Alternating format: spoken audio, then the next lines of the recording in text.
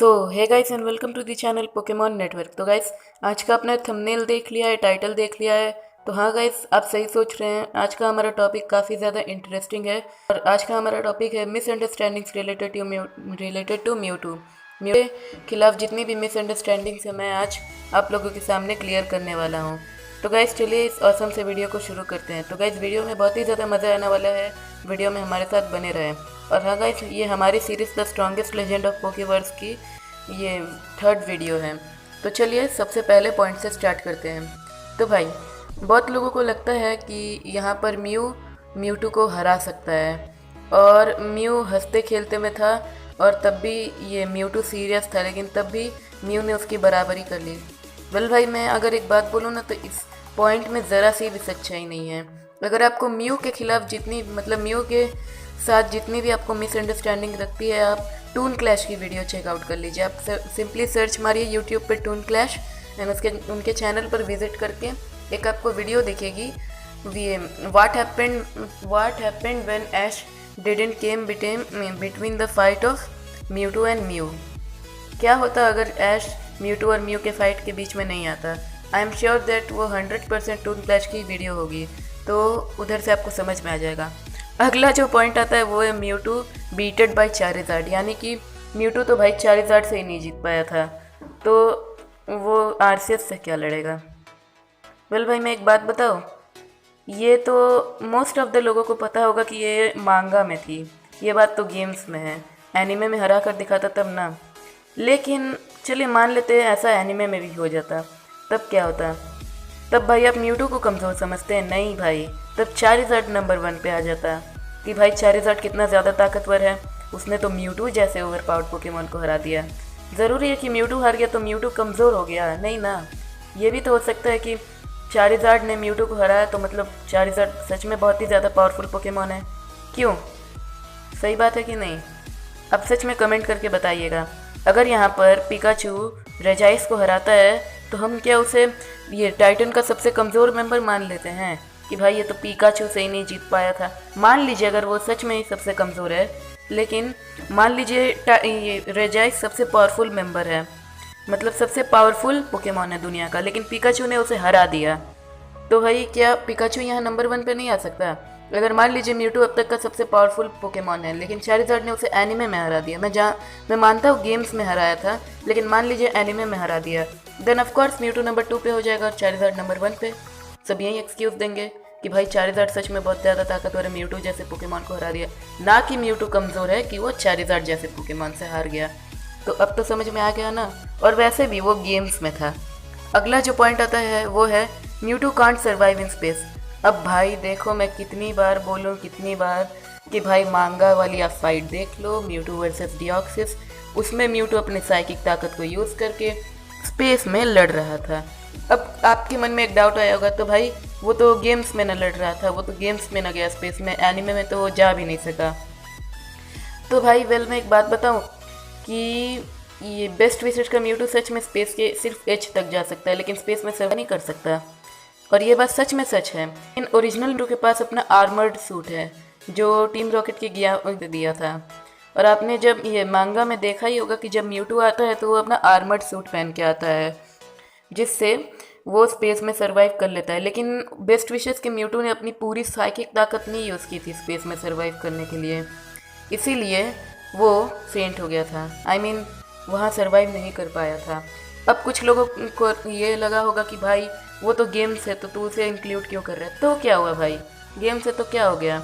Games में हम ये नहीं इंक्लूड कर सकते हैं कि इसने इसे हराया इसने इसे हराया, लेकिन गेम्स में और एनिमे में जितनी भी चीज़ें होती हैं वो एक ही होती हैं। बस हम ये चीज़ नहीं इंक्लूड करते हैं कि भाई इसने हरा दिया तो उसने ये काम गेम्स में करके दिखाया है।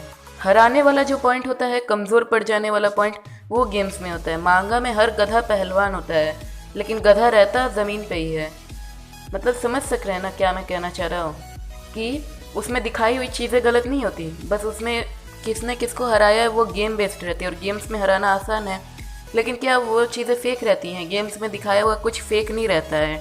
जस्ट हम ये कंसिडर नहीं करते हैं कि भाई इसने इसे हराया इसने इसे हराया, बस। नहीं तो ऐसे तो म्यूटू स्पेस में सर्वाइव कर सकता है, दोनों दुनिया एक ही हैं। बस समझ में आ रहा है ना कि दोनों दुनिया में होने वाली चीज़ें एक ही हैं, बस हम ये कंसिडर नहीं करते हैं कि इसने इसे हराया, इसने इसे हराया। अगला जो है कि Mewtwo speed can be stopped. Well भाई बताऊँ, ऐसा हो ही नहीं सकता। अब कुछ लोग कहेंगे भाई आर्केस का ग्रेविटी मूव, तो भाई देख लो, आप जानते ही हो कि म्यूटू सबसे ज़्यादा ताकतवर साइकिक टाइप पोकेमोन है। उसके साइकिक पावर्स को म्यूटू से ज़्यादा अच्छा इस्तेमाल करना और किसी को आता ही नहीं होगा। तो ग्रेविटी एक ऑब्वियसली साइकिक टाइप मूव है। तो भला भाई यहाँ पर म्यूटू को ग्रेविटी कैसे असर होगा? साइकिक टाइप पोकेमोन के ऊपर साइकिक टाइप पोकेमोन क्या इफेक्टिव, साइकिक टाइप अटैक क्या इफेक्टिव होगा? क्यों? म्यूटू तो साइकिक एबिलिटीज़ का एक तरह से गॉड है, आई मीन गॉड के लायक है। तो क्या उसके ऊपर साइकिक टाइप मूव से वो उसकी स्पीड रोक देंगे? अब कुछ लोग कहेंगे नहीं भाई ग्रेविटी से नहीं हुआ तो क्या हुआ, डेल्टा स्ट्रीम से तो रुक सकती है ना। तो भाई मैं एक बात बोलूँ, डेल्टा स्ट्रीम से भले ही वो यहाँ से वहाँ उड़ने लगे, लेकिन म्यूटू यहाँ पर टेलीपोर्ट हो सकता है। भले ही वो किसी की एबिलिटी को ब्लॉक नहीं कर सकता है, लेकिन ऑफ कोर्स वो टेलीपोर्ट हो सकता है। क्यों ऐसा नहीं हो सकता? ऑफ कोर्स हो सकता है। और जहाँ तक रही बात स्पेस में सर्वाइव करने की, तो म्यूटू अपना आर्मर्ड सूट भी पहन सकता है। अगला जो पॉइंट आता है वो है Mewtwo intelligence is not so much. अब देखो भाई, इंटेलिजेंस मुझे एक्सप्लेन करने की ज़रूरत पड़ेगी। अब म्यूटू स्ट्राइक्स बैक वाली मूवी में इंटेलिजेंस से आप क्या समझते हैं? आप आर्केस को म्यूटू की बराबरी दे देते हैं, ये समझ के कि आर्केस ने क्रिएशन ऑफ ट्राई को हराया डिसएडवांटेज देकर। तो डिसएडवांटेज देना क्या 1% भी इंटेलिजेंस होता है? नहीं ना। अगर आर्केस इतना ही इंटेलिजेंट होता म्यूटू के जितना, तो मतलब कि वो डामोस के कभी बिछाए हुए जाल में नहीं फंसता। चलो मान लिया उसे मालूम नहीं था, लेकिन भाई मैं एक बात बोलूँ, म्यूटू के जितना कोई इंटेलिजेंट नहीं है। इंटेलिजेंट का मतलब आप नहीं समझ पा रहे हैं। इंटेलिजेंट का मतलब ये नहीं होता किसी को हरा देना। वैसे तो रेक्वाजा ने भी ग्राउडन और कायोगर को हराया है। ड्रैगन एसेंट एक फ्लाइंग टाइप मूव है और ग्राउडाउन एक ग्राउंड टाइप पोकेमॉन है, सो ऑफकोर्स वो उसके ऊपर एडवांटेज होगा।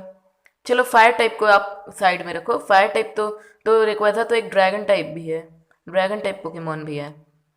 तो एक तरह से रेक्वाजा ने एक तरह से मतलब ग्राउडाउन को डिसएडवांटेज वाला मूव दिया, डिसएडवांटेज वाला अटैक दिया। तो क्या रेक्वाजा यहाँ बहुत इंटेलिजेंट हो गया? इंटेलिजेंट का मतलब आप नहीं समझ पा रहे हैं। अपने क्रिएटर से भी ज़्यादा इंटेलिजेंट निकलने वाला म्यूटू, जो ओरिजिनल म्यूटू था, ये म्यूटू काफ़ी ज़्यादा इंटेलिजेंट था। तो आप समझ सक रहे हैं ना मैं क्या कहता हूँ? म्यूटू बहुत ज़्यादा इंटेलिजेंट है भाई। वो इंटेलिजेंट नहीं जो आप समझ रहे हैं। इंटेलिजेंस का मतलब दूसरा होता है कि कौन अपनी मूव्स को एनकाउंटर करना अच्छे से जानता है। आर्केस यहाँ पर मूव को एनकाउंटर करना जानता है तो क्या हो गया, लेकिन वो इतना इंटेलिजेंट नहीं हो जाता है। इंटेलिजेंस का मतलब आप नहीं समझ पा रहे हैं।